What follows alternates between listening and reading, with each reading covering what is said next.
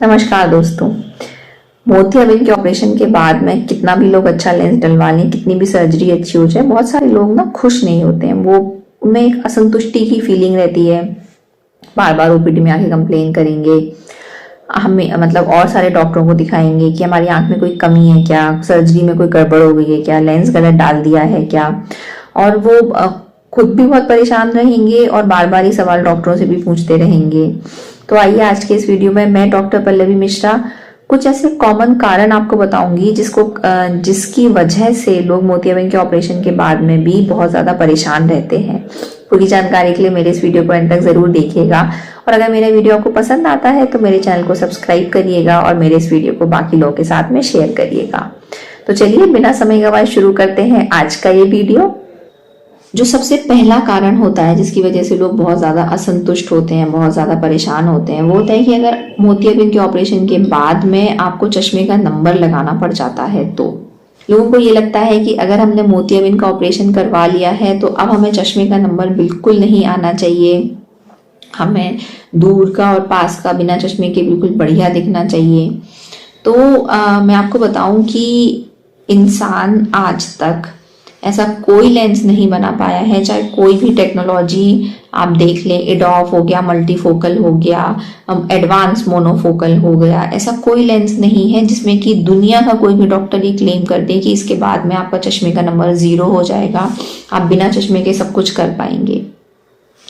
आप लोग अपने आसपास ही देखते होंगे कि अनगिनत लोगों को चश्मा लगा है, छोटे छोटे बच्चों से लेकर बड़े लोगों तक। तो जब भगवान आपको ऐसा बना के नहीं भेजता है कि आपको चश्मा ना लगाना पड़े तो फिर इंसान वो चीज कैसे बना देगा, ये एक सोचने वाली बात है। उसके बाद में जब हम मोतियाबिंद का ऑपरेशन करते हैं तो हमारी आंख में 2-3 चीरे लगाए जाते हैं, तो उन चीरों की वजह से भी थोड़ा थोड़ा चश्मे का नंबर आता है, जिसे कि हम लोग सर्जिकली इंड्यूस्ड एस्टिग्मेटिज्म बोलते हैं।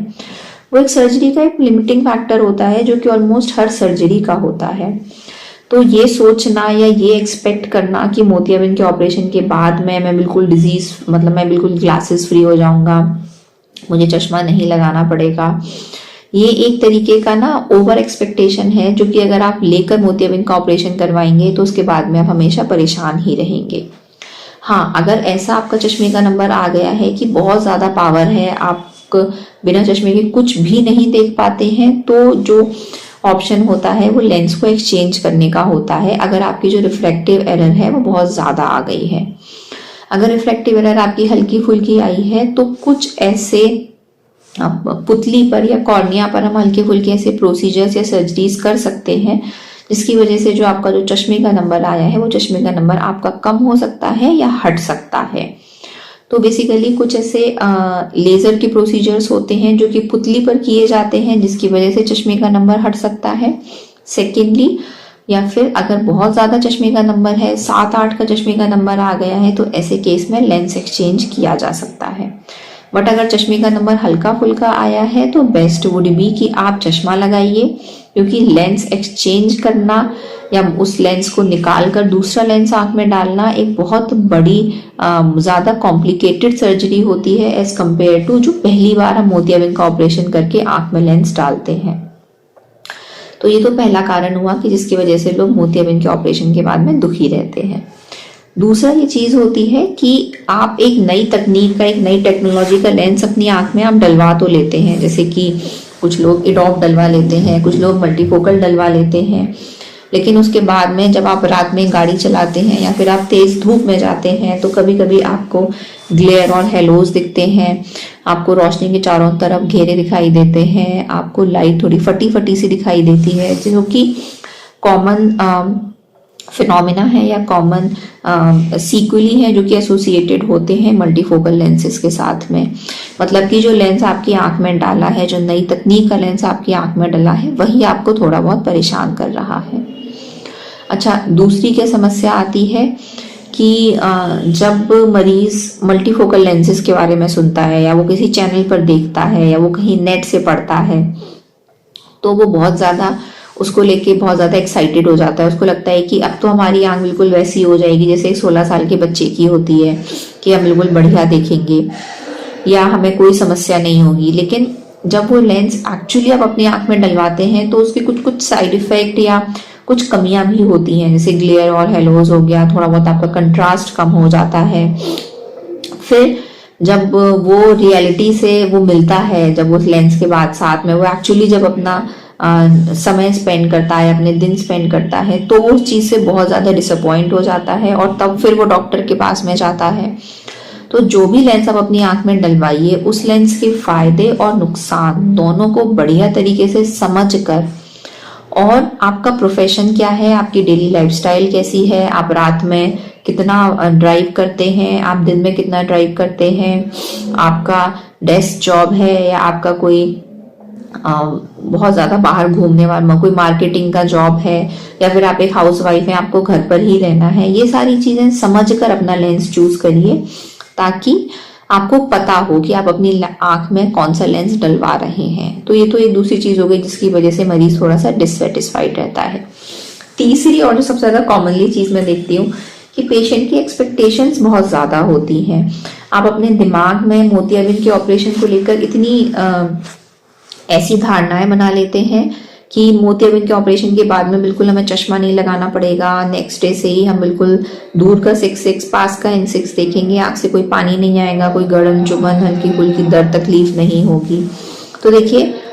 कोई भी ऑपरेशन आपके शरीर में होता है उसमें क्योंकि हल्का सा सूजन उस चीज में आती ही है,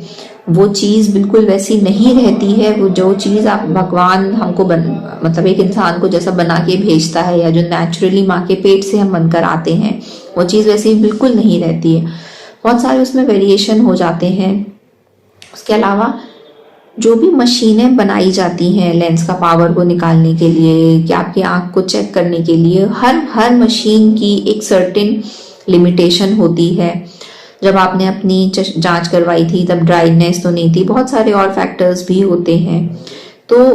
ये सारे जो चीजें होती हैं ना, ये क्यूमुलेटिवली मिलती हैं और उसके बाद में कैटरेक्ट सर्जरी का रिजल्ट आता है। नो डाउट इसमें सर्जन सबसे ज्यादा रिस्पॉन्सिबल होता है, बट आपकी आंख during surgery, pre surgery, post surgery कैसे बिहेव करती है, ये भी एक बहुत इंपॉर्टेंट मैटर होता है कि आपका आउटकम कैसा आएगा।